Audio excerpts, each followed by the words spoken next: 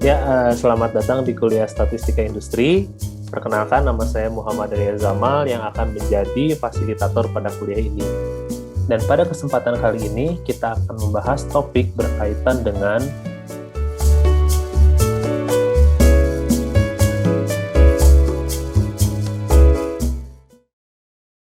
Oke, selanjutnya tadi kita masuk di eh,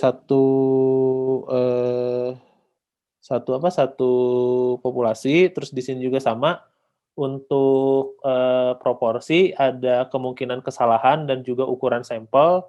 Jadi secara singkat saya sedikit review lagi dari apa yang kita bahas di beberapa slide yang lalu bahwa ketika kita melakukan proses penaksiran atau proses estimasi pada satu titik yaitu p-hat di sini dan nilai dari populasinya itu dia sebesar pi ada di titik yang satunya lagi atau di sebelah kanan tentunya akan ada kesalahan atau error. Tapi di sini kita bakal pastikan atau kita akan pastikan bahwa nilai kesalahan di sini tentunya dia tidak akan ada jauh di sisi kiri X1 di sini maupun di sisi kanan X2 di sini karena adanya suatu interval yang dipastikan dengan adanya error.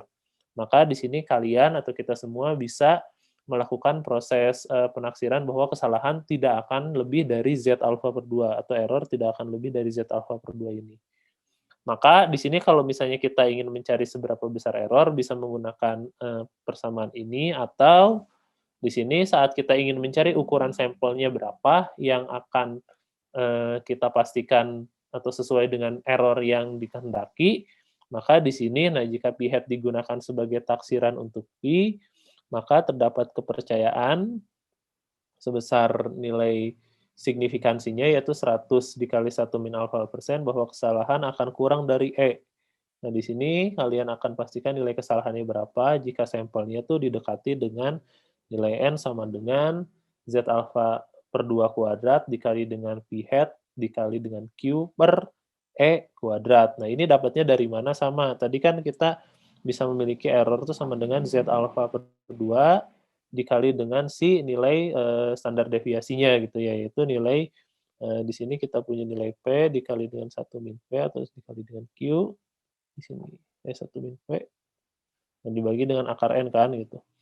Nah, kalian tinggal melakukan proses ini matematisnya gitu bahwa harus dikuadratkan dan lain sebagainya. Oke, berarti ini nanti masuk ke sini sesuai dengan yang ini. Sorry, salah di ininya. Ini akar semua ya. Oke. Nah, ini. Jadi ini diakarkan. Nah, kemudian nanti akan didapat nilai N-nya berapa. Nah, kemudian di sini maka kita akan mendapatkan nilai N sebesar Z alpha per 2 dibagi 4 E kuadrat. Gitu. Jadi untuk ukuran N tertentu. Nah, ini untuk ukuran sampel dan nilai kesalahan dari proporsi. Jadi kurang lebih sama dan juga konsepnya sama. Intinya kalian ingin mencari berapa error di antara taksiran dan juga nilai populasi sebenarnya.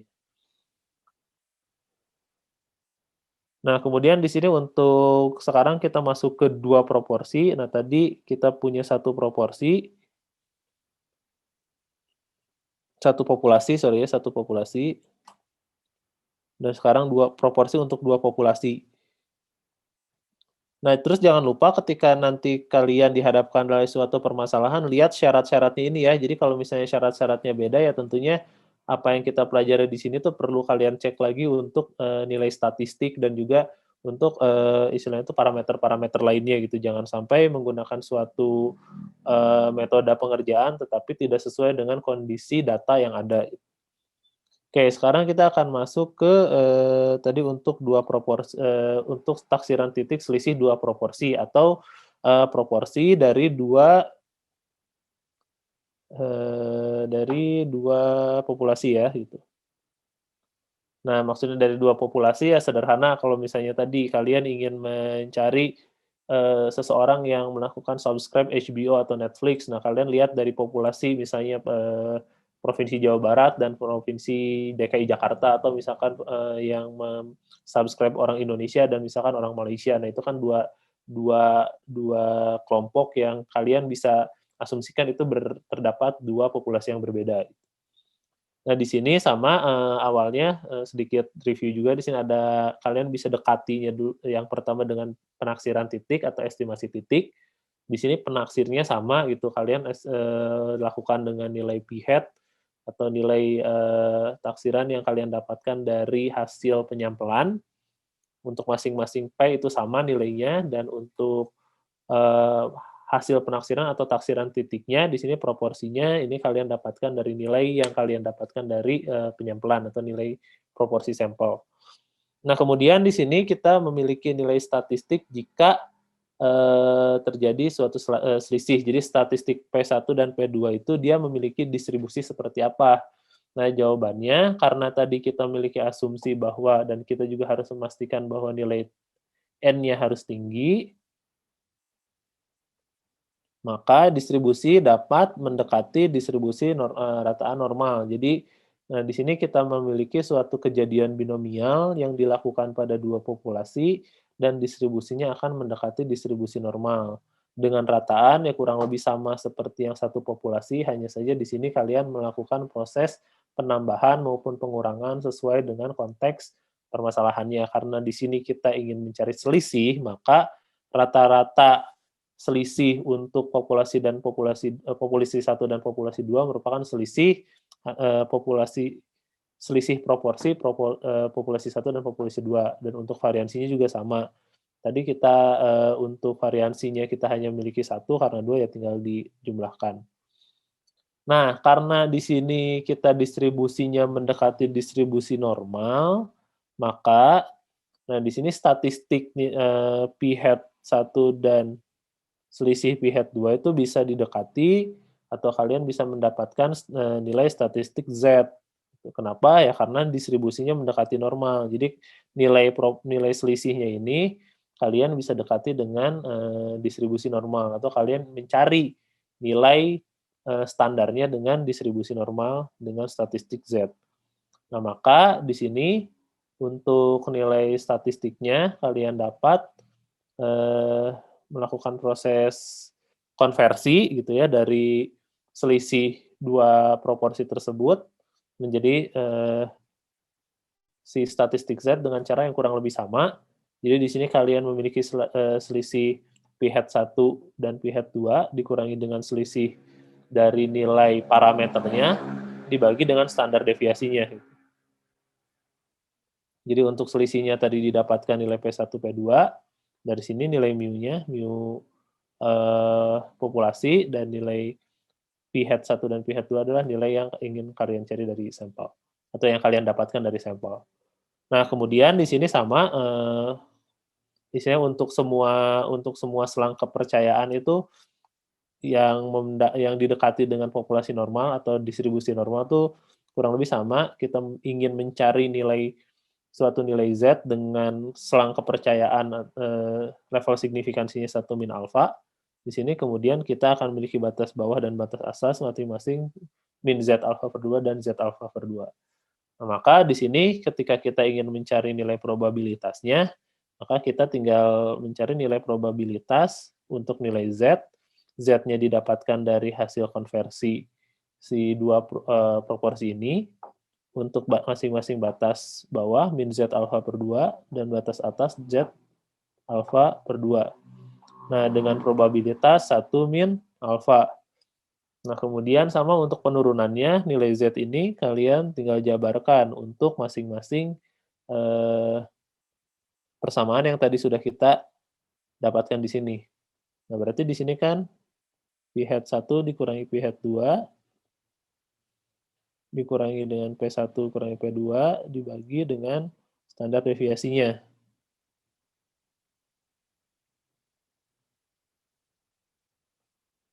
Untuk masing-masing populasi ya. Nah, ini nanti kalian tinggal lakukan proses yang sama dan juga proses matematis yang sama, yaitu mengalihkan untuk masing-masing ruasnya. Nah, sehingga didapatkan persamaan kurang lebih seperti ini. Tadi Z kita sudah melakukan proses, penjabaran untuk nilai Z-nya, kemudian untuk masing-masing ruas kiri dan ruas kanannya, di sini kalian lakukan perkalian untuk standar deviasi dan untuk masing-masing nilai, sampelnya gitu. Nah, sehingga didapatkan probabilitas, nilai Z untuk tingkat kepercayaan 1 min alfa adalah seperti persamaan yang paling bawah ini. Nah, kemudian dari sini kita akan mencari untuk nilai masing-masingnya atau nilai selisih P1 dan P2. Maka di sini kita mendapatkan persamaan yang sama seperti yang kurang lebih yang populasi normal untuk untuk nilai untuk estimasi selisih dua populasi dengan populasinya normal dengan yang Z yang 1 minggu yang lalu sudah kita bahas. Dan tadi kita juga memiliki masalah yang sama, bahwa nilai P1, P2 di sini masing-masing adalah parameter populasi, sehingga harus didekati dengan nilai p-hat. Yang mana nilai p-hat ini akan bisa didapatkan saat N-nya cukup besar. Kurang lebih itu sama pendekatannya, dan kita mendapatkan untuk estimasi selang kepercayaan proporsi dua populasi adalah seperti kotak yang ada di bawah ini. Baik, ini contoh soalnya. Nah, ini saya lewat saja karena kita masih banyak yang harus dibahas, tapi intinya untuk cara pengerjaannya sama. Di sini kalian membutuhkan eh, informasi-informasi yang perlu diperlihatkan dulu untuk memastikan bahwa kalian bisa menggunakan estimasi selang untuk dua proporsi. Contohnya yang pertama nilai N-nya harus cukup besar. Di sini kan N-nya ada yang pertama ada 1.500, kemudian X1-nya itu ada 75, dan N2-nya itu ada 2.000, dan X2-nya itu ada 80. Nah, nilai ini kan cukup besar, sehingga kalian bisa lanjut dengan tadi persamaan yang sudah kita bahas gitu, untuk proporsi, selisih proporsi pada dua populasi. Kurang lebih seperti itu. Ya, baik, kita lanjutkan kembali materinya. Bedanya P topi kecil sama P topi besar. Jadi di sini kalian mendapatkan jadi P topi besar itu adalah nilai statistik dan nilai ini adalah nilai variabel random. Oke, maksudnya nilai variabel random, nilainya tuh kalian nggak tahu berapa gitu. Jadi nilainya tuh ya random, bisa 1, 2, 3, dan seterusnya. Nah, tetapi ketika sudah nilainya itu adalah nilai P topi kecil, itu nilainya sudah ada gitu. Maksudnya nilainya sudah kalian dapatkan.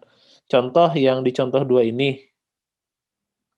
Nah, nilai P topi kecilnya itu kan berarti untuk yang 175 dibagi 1.500. Nah, ini nilai P topi kecil. Maksudnya sih itu. Jadi P topi besar atau nilai kalau di statistika gitu ya, kalian melihat nilai atau suatu variabel dengan huruf besar atau huruf kapital itu menunjukkan itu tuh variabel random gitu. Jadi nilainya nggak tahu gitu. Jadi nilai statistik tapi nilainya belum kalian ketahui gitu. Makanya kalian kalau misalnya nulis probabilitas kan probabilitas Z besar lebih besar daripada Z kecil misalnya. Nah, ini nilai yang kalian dapatkan, nilai Z ini ya nilai variabel random gitu. Kan probabilitas kadang-kadang kalian suka gitu kalau kalian masih bingung gitu ya, dan ya saya juga masih melihat itu di lembar jawaban kalian tuh kadang-kadang bingung. Cuma itu penjelasannya. Jadi untuk nilai dengan huruf kapital itu variabel random, untuk yang kecil itu nilai variabel yang sudah kalian dapatkan nilainya. Sekarang masuk ke estimasi untuk variansi. Nah, estimasi untuk variansi juga sama, nanti kita akan bahas yang pertama estimasi titik, yang kedua itu estimasi selang. Oke, yang pertama untuk estimasi titiknya sendiri, variansi itu ditaksir dengan nilai statistik standar deviasi untuk sampel, yang mana nilai S2 kuadratnya itu kan sudah kita bahas juga bahwa nilainya didapatkan dari nilai XI dikurangi dengan nilai X barnya dikuadratkan dibagi dengan N kan ya, dikurangi dengan 1. Nah, ini untuk nilai pendekatannya. Kemudian variansi taksirannya atau hasilnya adalah hasil kalian menghitung variansi sampel, yaitu nilai S kuadrat. Jadi ini untuk taksiran titiknya. Dan kemudian untuk taksiran interval atau taksiran selang ya. Sama aja untuk variansi. Oke, nah di sini kita menggunakan statistik yang baru. Jadi statistik yang digunakan untuk penaksiran variansi adalah statistik X kuadrat atau K kuadrat dengan statistik ini memiliki distribusi chi-square atau Q kuadrat dengan derajat kebebasan sebesar V, di mana V ini adalah jumlah N atau jumlah data yang kalian ambil dikurangi dengan 1. Oke, sekali lagi di sini untuk variansi kita menggunakan statistiknya itu adalah chi-square atau x kuadrat. Nah, di sini nilai x kuadrat didapatkan dari n dikurangi 1, ini degree of freedom-nya. Oke, dikali dengan si nilai variansi dari sampel dibagi dengan variansi dari populasi. Nah, ini kalian kalau misalnya bingung distribusi chi-square itu apa dan juga penjelasan lanjutannya bisa kalian refer ke video di minggu pertama yang saya sudah buat juga. Nah, distribusi chi-square ini sama kalian ingin mencari nilai statistik si x kuadrat ini, kalau misalnya untuk selang ya, yang mana dia itu harus memenuhi satu selang kepercayaan sebesar 1 min alfa. Di mana untuk selang kepercayaan ini tentunya harus memiliki batas bawah dan batas atas. Nah, bedanya lihat di sini. Untuk pencarian batas bawah, kalau misalnya kita merefer pada statistik standar Z gitu ya, di sini 0, di sini min Z alfa per 2, di sini adalah Z alfa per 2. Nah, lihat, di sini min Z alfa per 2 karena dia ada di sisi kiri 0. Z alfa per 2 karena ada di sisi kanan. Dan di sini untuk distribusi normal yang standar, nah dia sisi kiri dari 0 ini yang saya arsir warna biru, dan sisi kanan yang saya arsir dengan warna lainnya, dia memiliki nilai yang sama atau nilainya itu mirroring. Jadi nilainya ini sama gitu ya. Di sini berarti 0,5, probabilitasnya di sini 0,5 juga. Nah, tetapi untuk distribusi chi-square itu beda untuk secara nilai. Sehingga, nah di sini nilai X atau Q kuadrat alfa per 2 ini menunjukkan bahwa di sini nilai chi-square yang mana dari titik ini ke kanan, dia memiliki probabilitas sebesar alfa per 2. Oke?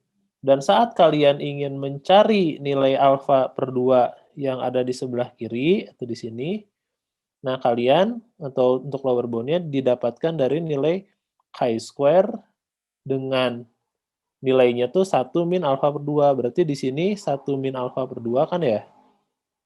Alfa per 2. Berarti kalian lihat arsirannya ke kanan, dari titik L ini ke kanan semua, itu merupakan satu nilai untuk 1 min alfa per 2. Berarti kan tinggal sisa nilainya adalah nilai probabilitas sisa yang ada di alfa per 2 ini. Ya, ini kenapa demikian? Nah, saya kembalikan lagi untuk mencari atau untuk melihat nilai probabilitas pada tabel chi-square. Nah, di sini bisa kita lihat untuk tabel chi-square sebentar. Nah, dia nilai probabilitasnya itu diperlihatkan dari sisi atau dari titik chi-square yang kalian kehendaki ke sebelah kanan gitu. Maka kalau misalnya kalian ingin mencari,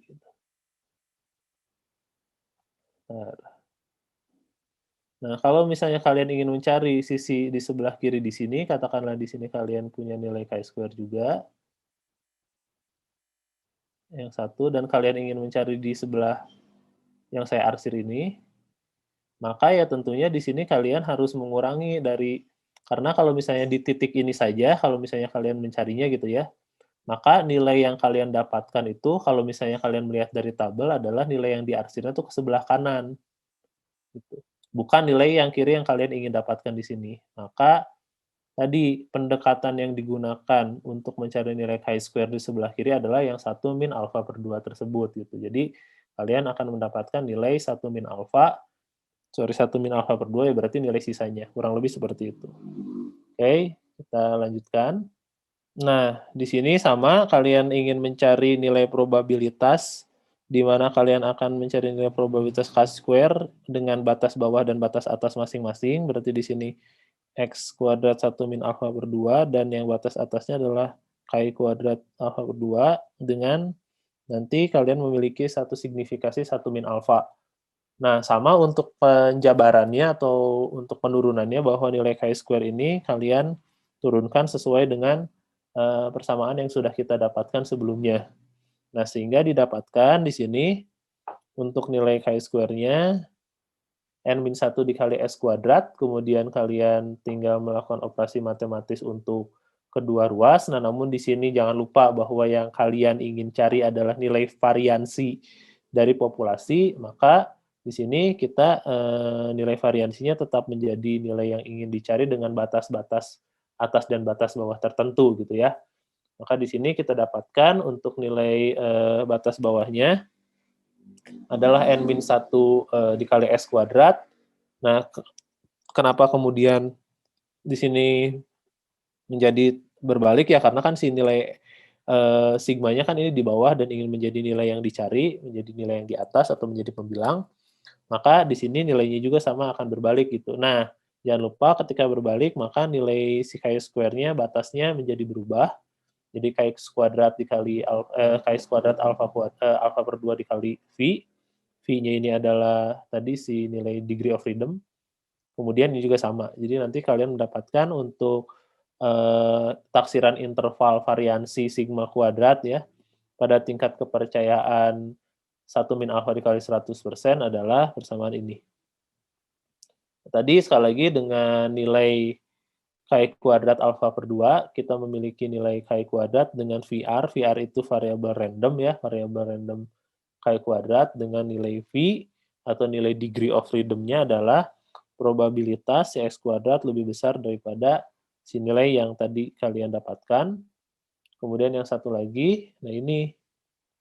Jadi di sini kalian mencari nilai chi kuadrat 1 min alfa per 2 untuk degree of freedom tertentu dengan probabilitasnya ada di 1 min alfa per 2. Jadi di sini nanti kalian akan mendapatkan, kalau misalnya kita ini kalian di sini X alfa per 2, V. Nah, yang di sininya adalah X alfa 1 min alfa per 2, V. Berarti di sini nanti kalian akan mendapatkan si nilai yang dia memiliki probabilitas ke kanan seluruhnya gitu ke sini. Tapi yang kalian ingin dapatkan kan sebetulnya si nilai di titik si chi-square ini yang mana nilainya itu dia menunjukkan batas atau menunjukkan probabilitas di sebelah kiri. Makanya istilahnya sama seperti kalian mencari nilai Z alfa per 2 juga gitu. Jadi nilainya datangnya dari sana. Kurang lebih seperti itu. Oke, untuk lebih memperjelas proses pengerjaannya, di sini ada contoh soal. Silahkan untuk dikerjakan.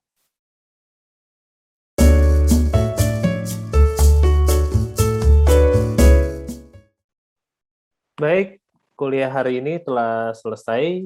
Kita akan bertemu pada segmen selanjutnya. Saya mengharapkan semua yang telah disampaikan pada segmen kali ini bisa kembali direview dan pekerjaan-pekerjaan yang bersifat tugas atau latihan soal bisa kembali dikerjakan untuk memperdalam dari sisi pemahaman materi dari saudara sekalian.